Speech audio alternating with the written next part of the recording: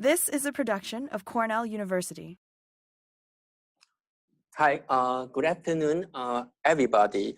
I'm very happy and very excited to be here back in Ithaca. So because I did my PhD here, and I will show you my favorite photo in Ithaca. Yeah, so I work with this young guy, okay. So, and after I returned to Taiwan in the past 14 years, I have been doing research on orchids.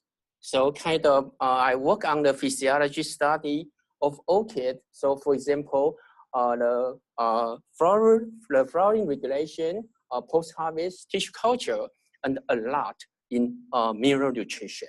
So today I want to share with you some interesting result, I think, with you regarding that in Phalaenopsis, and we focus on nitrogen. So I think many of you here should have known that right now Phalaenopsis is the #1 photo crop worldwide.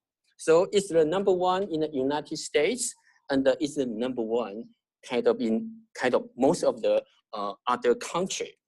So here I'm offering you some of the background information why I conducted those studies. So if you check the literature, you will find a lot of inconsistent results regarding the Phalaenopsis nutrition. So sometimes they are even controversial to each other. Even they are using the same cultivar, sometimes they are using the same method, they may yield very, very different results. Why? And many of the growers, they try to reduce or terminate the nitrogen fertilization during the forcing period of Phalaenopsis. So is this a good practice? I don't think so. So I have some research on that. So, and then as the researcher, we have to provide some recommendation to the grower, because right now, the Phalaenopsis is a very, very important crop worldwide. So the story started about 13 years ago. We conducted an experiment like this. We had different rate of nitrogen, different rate of phosphorus, and a different rate of potassium. And we do the treatment to the Phalaenopsis. But even with nitrogen deficiency for more than 18 years, so it was 1.5 years, the Phalaenopsis can still flower with 2 spikes. And it's similar for the phosphorus deficiency and the potassium deficiency. So they are very, very strong. So here, I want to know why they are so good to deal with the nutrient stress even with such a long time. So we thought there is a very, very strong nutrient storage pool in Phalaenopsis. So they are very, very tolerant to the nutrient stress.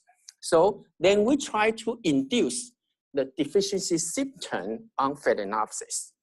But we have to use a smaller plant, because we thought with a smaller plant, they have a smaller size of the nutrient storage pool.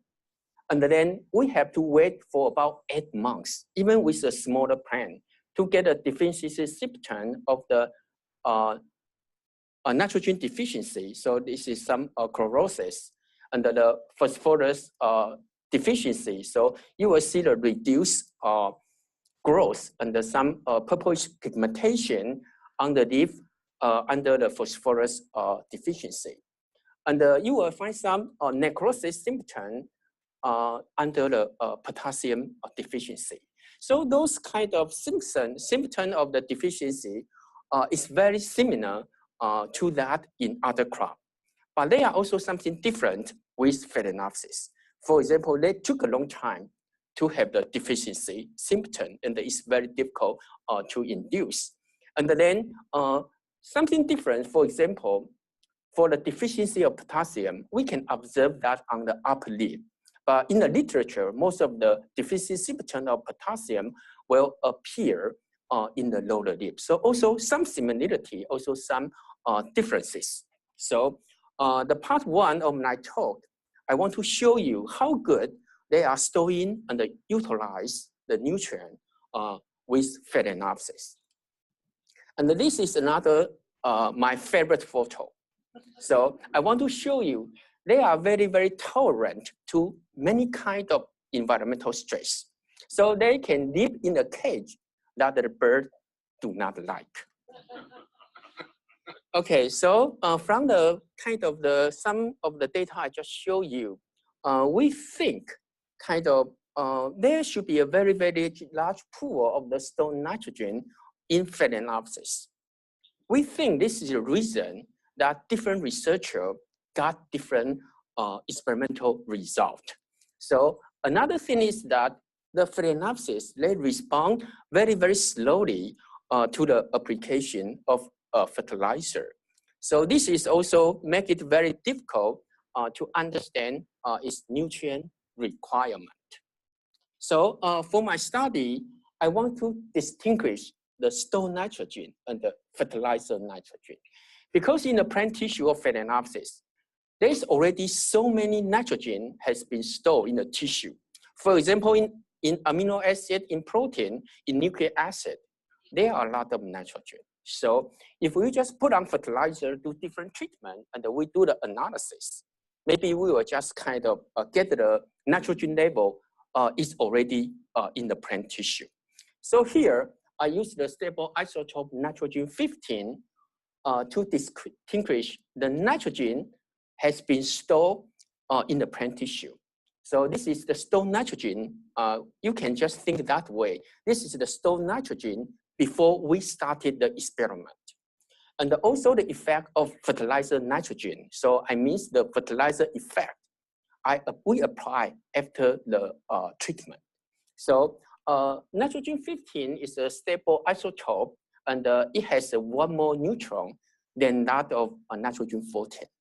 So just use the mass, we will be able to distinguish nitrogen 15 and the nitrogen 14. So by this way, I will be able to kind of compare the stone nitrogen and the fertilizer nitrogen. So I use the enrichment method of the nitrogen 15 labeling. So I just apply the label fertilizer into the substrate, and after a certain period of time, I will check the concentration in different organs of the Phalaenopsis. So for each harvest, I would have dry weight, and I will get nitrogen concentration after analysis. So by multiple them, I will have the nitrogen content, and by multiple the dry weight and the nitrogen 15 concentration, I will get the nitrogen 15 content. But there are some natural abundance of nitrogen 15 in the nature, so we have to subtract them. So, and after we do that, then we will get the nitrogen 15 concentration at % axis, and also the nitrogen content axis. So when you say the axis in the kind of following data, you will know that's result from the fertilizer treatment. So kind of we have deduct the natural abundant nitrogen 15. So this is the first isotope study. We will apply the label fertilizer, and then in the 8-day period, we analyze the nitrogen 15 concentration in the first leaf and in the fourth leaf. So here, kind of, because the first leaf was still growing, so you will see the dry weight was increasing during the 8-day period. But now you can see that the nitrogen content was also increased because the biomass is increasing. So you subtract this one by this one, then you will know that the first leaf acquired 4.3 milligram of nitrogen. So remember this, 4.3 milligram. And kind of by the analysis of nitrogen 15, you will see here first, the first leaf is a stronger zinc than that of the fourth leaf. Yeah, because they are growing. And during these 8 days, kind of the first leaf got 170 microgram of nitrogen 15. But kind of we just have 22% of the nitrogen 15 in the fertilizer. So by the calculation, we know during this 8-day period, the first leaf got only 0.5 milligram of nitrogen fertilizer, nitrogen from the fertilizer. But in previous slide, I say 4.3. So it means that the first leaf only got 12% of the nitrogen they got from the fertilizer. So how about other 88% of the nitrogen? Yeah, because they are from somewhere else. I mean, that's from the stored nitrogen. So then I did another kind of chemical study. So we checked the nitrogen 15 at a different time from the vegetative growth to the reproductive growth. And here you can see it again. This is the newly grown leaf, and this is the root. So during the vegetative growth, these two organs were strong sink for nitrogen. But after the Phalaenopsis has the spike, the nitrogen 15 concentration in the root decreased. And that further decreased when the inflorescence was developing. So it means that root can act as a storage organ for the nitrogen and provide the nitrogen for the further development of the inflorescence. And we got similar result by checking the nitrogen 15 content. The nitrogen 15 content in the mature leaf decreased when the inflorescence was developing. So then we further conduct another research to check kind of the storage function of the mature leaf. So because this is different from what we saw in the literature, so we have to prove that. So we put a label fertilizer on, and then we let it kind of last for 8 weeks. So during this 8 weeks, the nitrogen 15 will just be partitioned to many of the kind of older organs. So then we do the root excision. So this is no root has been removed. 25%, 75, 50% and 75% of the root has been excised. So we want to know, so what would happen if we remove some of the root? So here, for the nitrogen 15 content, you will see that with the more root has been removed, the nitrogen 15 content in the root decrease. So it's obvious because we remove the root, then we remove the nitrogen 15 from the root. And from here, the newly grown leaf, the treatment, you will see that kind of the nitrogen content is quite stable. So no difference between the treatment. And it's the same for the inflorescence because they are strong sink. So the Phalaenopsis just do their best to provide the nitrogen to the newly growing organ. So what is very, very interesting that surprised us is that the decrease of the nitrogen 15 content in the mature leaf. So you kind of prune the root, and then you got the result of the reduced nitrogen 15 content in the mature leaf. It means that the mature leaf also has a function of nitrogen storage, and they can provide nitrogen to the newly grown leaf or to the inflorescence during the reproductive stage. So this is very interesting that mature leaf in Phalaenopsis also act as a nitrogen storage organ that can provide nitrogen kind of to the inflorescence development. Okay, and kind of we know that for the inflorescence development, some of nitrogen came from the stored nitrogen. And here I want to know, so for the nitrogen here, will that just come from this stage or every stage?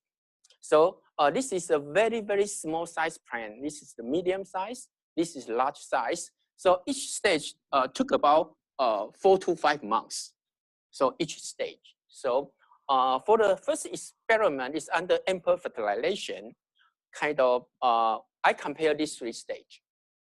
And then for the second experiment, I compare just the large size plant stage and the forcing period. Because the Phalaenopsis, they grow so slow. Just for this one single experiment, it took me 2 years to complete. Yeah, so I have to separate these 2 experiments. And then I also have another experiment that I did that under ample fertilization and under reduced fertilization. So 3 experiments. So here, we give nitrogen 15 label fertilizer to different stages. And then after 6 weeks of treatment, we repot it to remove the nitrogen 15 that we gave to the Phalaenopsis. And here we have the negative control, no nitrogen 15. And here is the positive control. We apply nitrogen 15 to all the 3 stages of the growth, just as a positive control. And I have to emphasize that all the nitrogen level applied to all the treatment, they were all the same. The difference between the treatment is just the timing of the nitrogen 15 labeling. So, and here, when the plant was flowering, so it took a long time. So from the young plant stage to this bud visible stage, it's more than 1 year. So it's about 16 months or 14 months. Then in the inflorescence, we found the nitrogen 15 from the small size plant, the medium size plant, and the large size plant. So it means that because of the small size is just this big. And for the the large size is like this big. So it's a huge difference. But even a very, very young Phalaenopsis plant, they can store nitrogen and provide the nitrogen for the inflorescence development even 1 year later. So they have a very strong capacity to store the nutrient, even a very, very young plant. So this is the total nitrogen content in a small size plant, a medium size plant, and a large size plant. And because the large size plant, they have a more biomass. Of course, the total nitrogen content is higher. But there was one thing very, very interesting. No matter how much nitrogen they have accumulated during that single stage, there was about a certain % of nitrogen has been stored and used to provide the inflorescence. So it's a percentage of 6% to 8%. So it's a very, very special characteristic for the Phalaenopsis. So the finding for this experiment is that they can store the nitrogen very well and provide the nitrogen later for the inflorescence development, even 1 year later. And if we calculate the relative contribution to the inflorescence nitrogen, is you will get this number: 16, 25, and 95, 59% for different stage. And then I had the experiment B. So I just compare the large size plant stage during the vegetative stage, and then I apply that during the reproductive stage. Again, I want to say again that all the treatment receive the same amount of total nitrogen. So here you will see, if we apply the nitrogen 15 during the vegetative stage, the newly grown leaf will have the most the higher nitrogen 15 concentration, because they are the strong sink during this stage. But if we apply the nitrogen 15 during the reproductive stage, the the inflorescence will have a kind of high amount of nitrogen 15 content among the organ. So this is kind of the strong sink during the reproductive stage. So if we apply this is nitrogen 15 content. If we apply the nitrogen 15 during the vegetative stage, they will store it, and later on you will find 79 microgram of nitrogen 15 in the inflorescence. And if you apply the nitrogen 15 during the reproductive stage, it will end up in the inflorescence 174 microgram. Then we can do kind of the relative contribution for these two stages.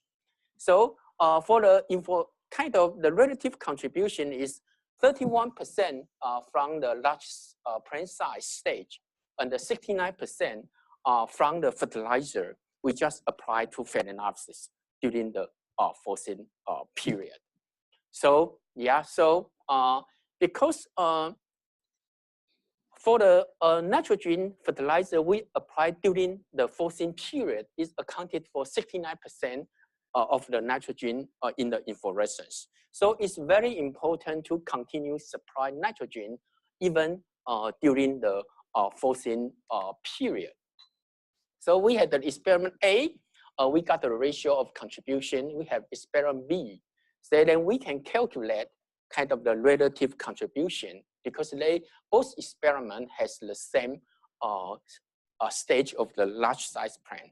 So for the nitrogen in the inflorescence, 7% from the small size stage, 11 from the medium size, 25% from the large size plant stage, and the 57% of the nitrogen in the inflorescence came from the fertilizer we just applied during the forcing period. So it's very, very important to give them sufficient nitrogen even during the forcing period. Then for the next experiment, it's kind of very, very complicated. So we try to reduce the fertilizer level during the forcing period, and to see how they utilize the stored nutrient if they encounter the nutrient stress. So this is the full fertilization. We label it at different time: vegetative stage, reproductive stage, and for the reduced strength of the fertilizer, the same. To label two stage of the nitrogen labeling. And for this one, we didn't give any nitrogen to Phalaenopsis during the forcing period. So then we checked the nitrogen 15 concentration in the inflorescence. So I will read this graph like this way. So this is ample fertilization. This is reduced fertilization. And when we reduce the fertilization during the forcing period, you will get more nitrogen 15 in the inflorescence. So it means when they encounter nutrient stress, they will use more the nitrogen has been stored in the plant tissue.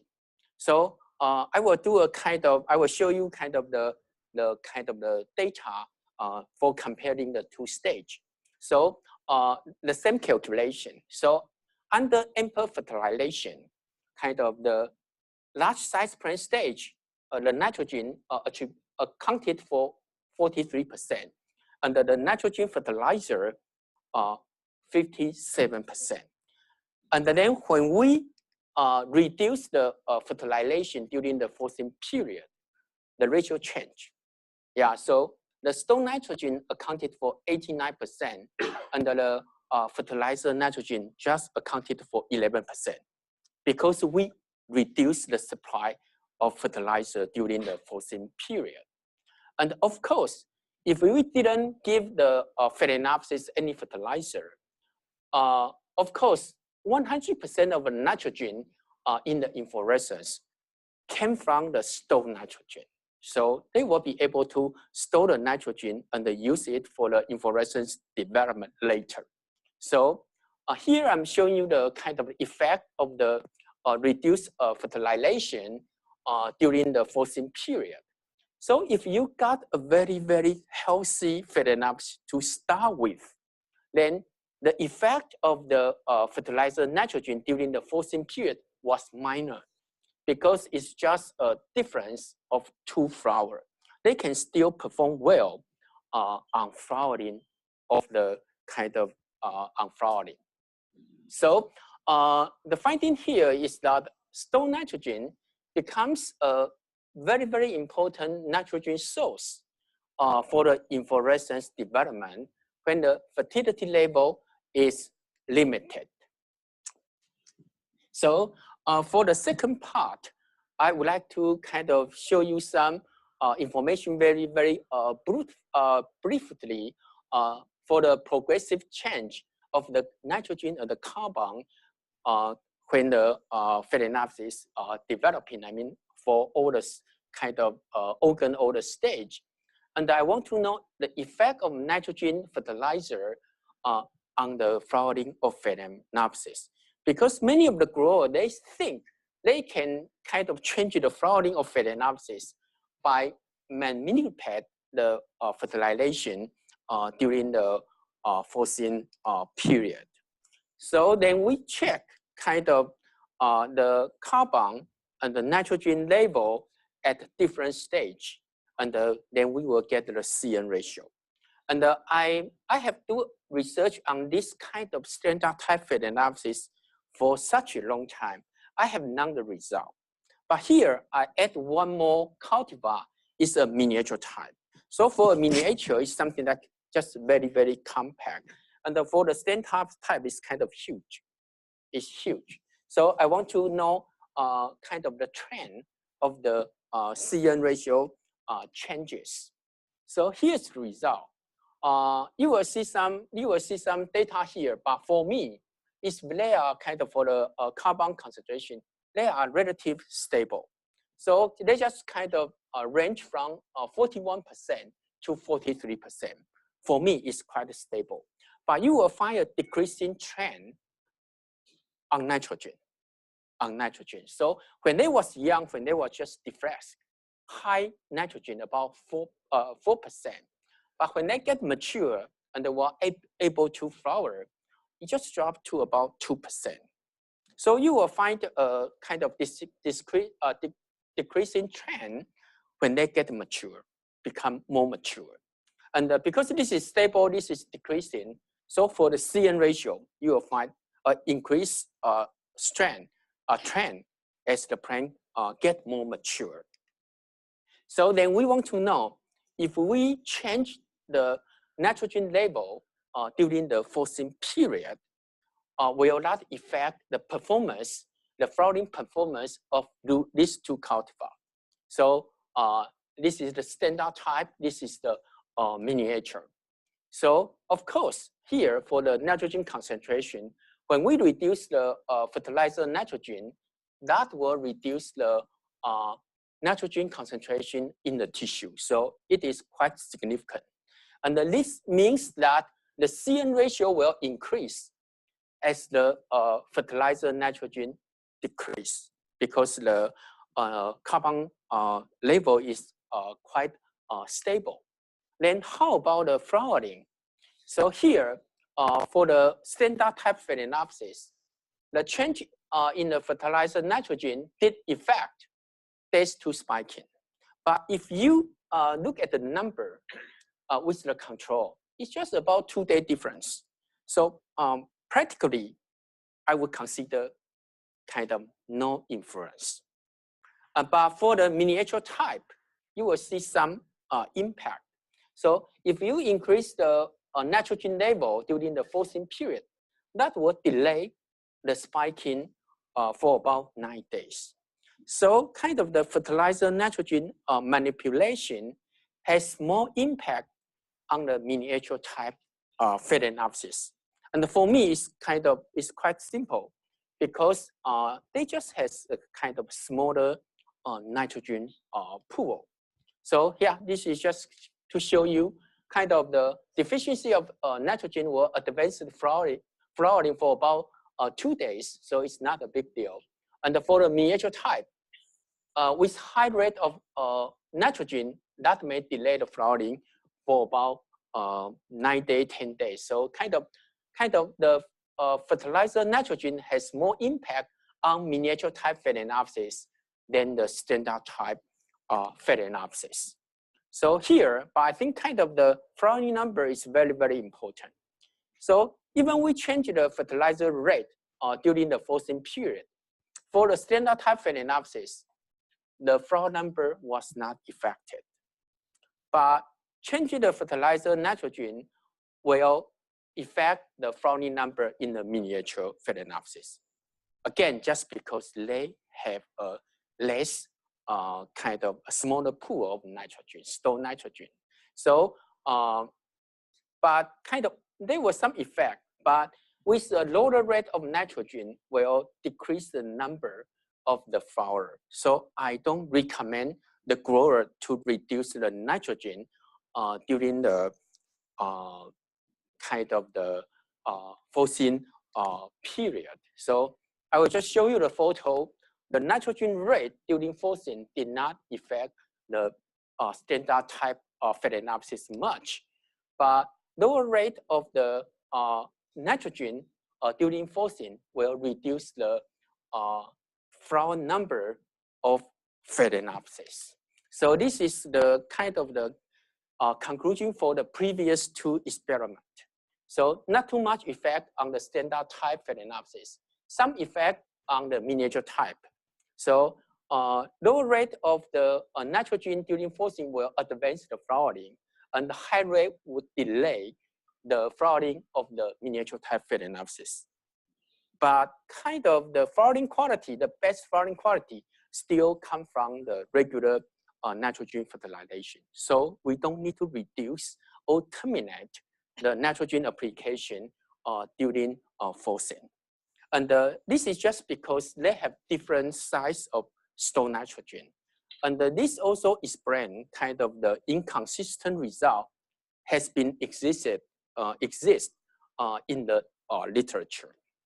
So, and then kind of for the last part, I want to kind of demonstrate the optimal medium EC for the Phalaenopsis cultivation.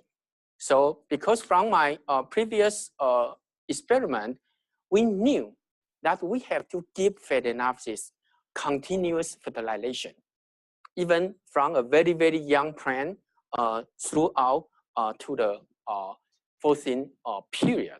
So here we give different rate of fertilizer to Phalaenopsis, and with higher rate of fertilization, you will have kind of higher shoot dry weight, but that will decrease the root biomass.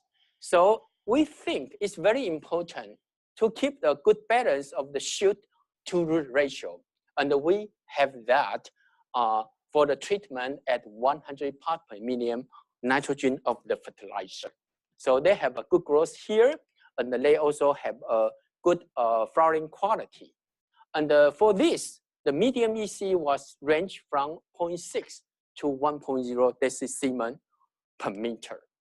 And then we want to know the root quality, the relationship between the root quality and the medium EC. By this way, we can also determine the optimum medium EC. So we did an experiment in 10 nurseries in Taiwan. So we found that to have a good root quality, the median EC must be below 0.9, something like that. So then we concluded that the fertilizer rate at 100 parts per million nitrogen was about right, and the medium EC can be targeted at 1.0 if we are doing that by pull through. So I gave this recommendation to the grower. So the target EC is 1.0 decisiemens per meter if they are doing that by pull through. And kind of a lot of growers, they like to use a facility like this. So if they are using a delta T WT sensor, the target EC is 1.1. Kind of we do the regression between the data we obtain from this facility and that from pull-through. So then after this, then we kind of test this idea on more than 7,000 plants, 7,000 plants. So kind of we got good result and very, very confident about this recommendation to the Phalaenopsis growers. So then here comes to my conclusion that this is the deficiency symptom for nitrogen, for phosphorus, and for potassium. So it's kind of a little bit similar with other crops, but they are something different. They have a very, very good capacity to store nitrogen. And sometimes the symptoms are different because it's the symptom of the potassium deficiency appear on the upper lip. So when the deficiency was very, very severe. And for the sink and the source relationship for nitrogen, the newly grown organ is the major sink during the vegetative growth. And the inflorescence is the major nitrogen sink during the reproductive stage. And what organ acts as the nitrogen source is the mature leaf and the root. So, and the kind of, they are very, very good on kind of store the nutrient and store the nitrogen. So even a very, very young plant, they can store the nitrogen for more than 1 year and they use for that the development of the Phalaenopsis. So because the fertilizer nitrogen we apply during the forcing period accounted for the 57% of the nitrogen in inflorescence. So it's very, very important to keep giving the Phalaenopsis adequate nitrogen fertilizer. And although we can change the CN ratio by the reduction of nitrogen during the forcing period, but that has kind of little effect on the flowering of the Phalaenopsis if they have already stored a lot amount of nitrogen. So maybe by doing this, the quality of the Phalaenopsis will be sacrificed. So I don't recommend to reduce the nitrogen during the forcing period. So because they are epiphyte and they cannot tolerate to high salt, but we have to give them a continuous supply of nitrogen. So I will recommend the grower to test the medium EC, and it could be targeted at 1.0 by pull-through and 1.1 by the delta TWET sensor. So this is what I want to share with you, and I thank very much for the invitation to be here to kind of see the Ithaca, kind of see the campus again. And I thank my students for conducting the experiment, and I also thank the financial support from Taiwan government. So that's all my talk, and I thank you for your attention, and I would like to have your comment or take any of your question. Thank you.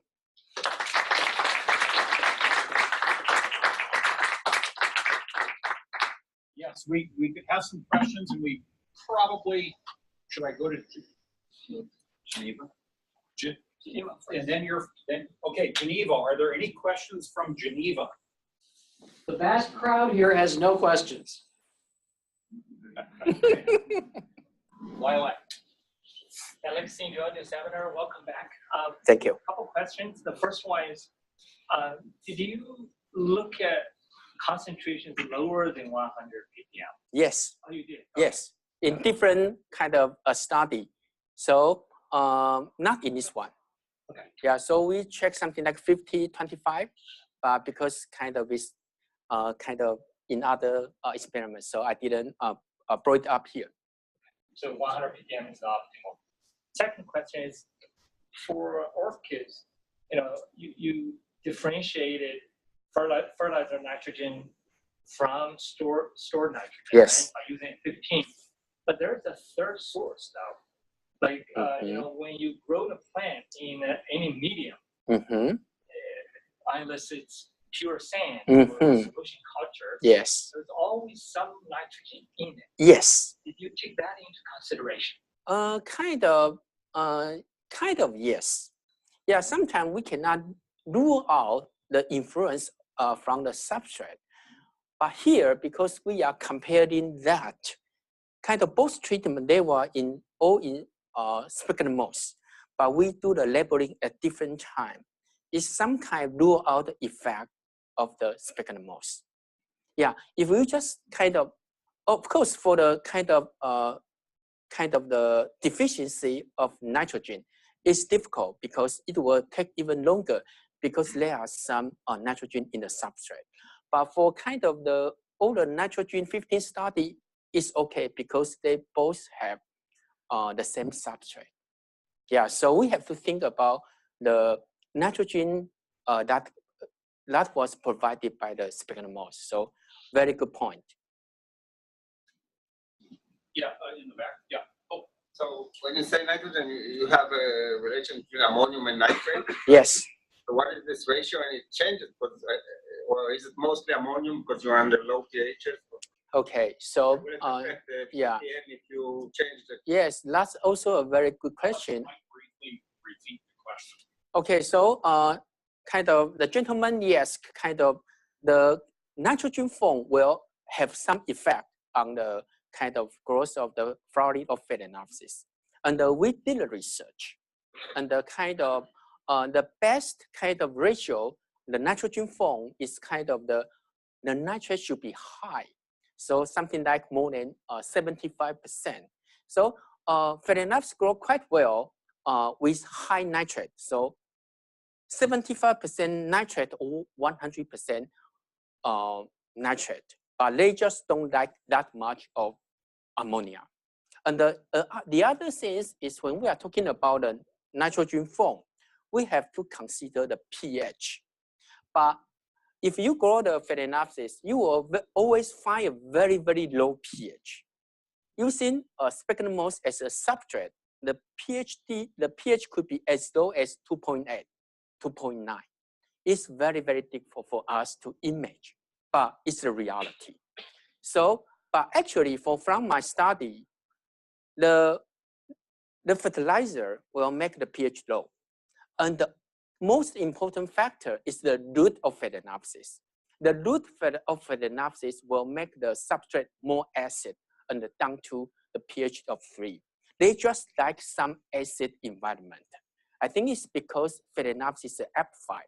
They just do their best to acquire nutrient. So they may release something acid to exchange for the nutrient. So that's what I know about the nitrogen form. Thank you. I think you had your hand up and then.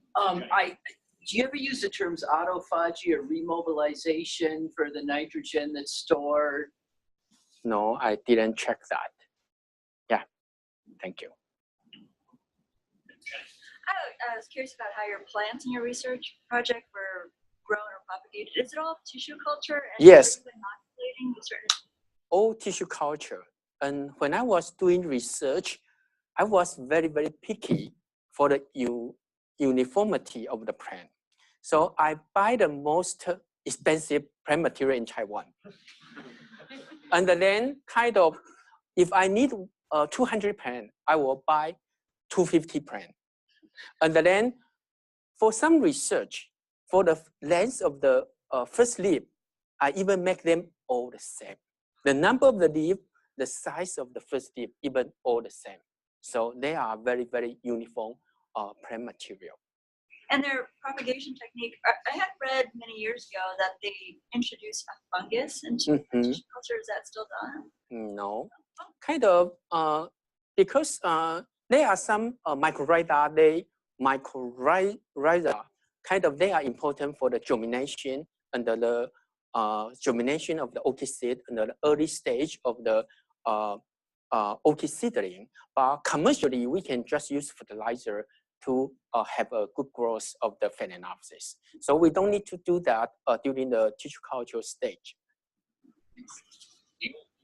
Yeah, you looked at nitrogen and did a very nice job of it. Do you think you would find a similar pattern for like phosphorus and potassium, either flow mobile? Yeah, I believe so, because kind of in the very, very beginning, I show you that we give different rate of nitrogen, different rate of phosphorus, and different rate of potassium.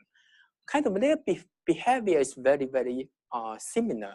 So from my research, I demonstrate there's a kind of large pool of stored nitrogen. I believe it's the same for other elements, so that their response to the nutrient deficiency were very, very similar. But do you think that's really the case for the potassium? Because the potassium deficiency was showing in the upper leaves. Yeah, but I mean they also have a kind of the storage function of potassium, because with a very, very healthy plant, you withheld the potassium for 1.5 years, they are still doing good. Yes.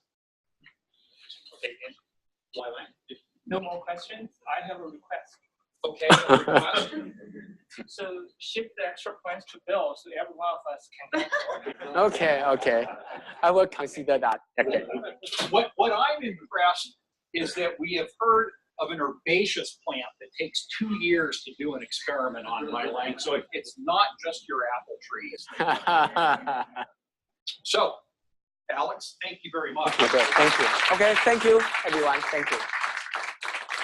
This has been a production of Cornell University, on the web at cornell.edu.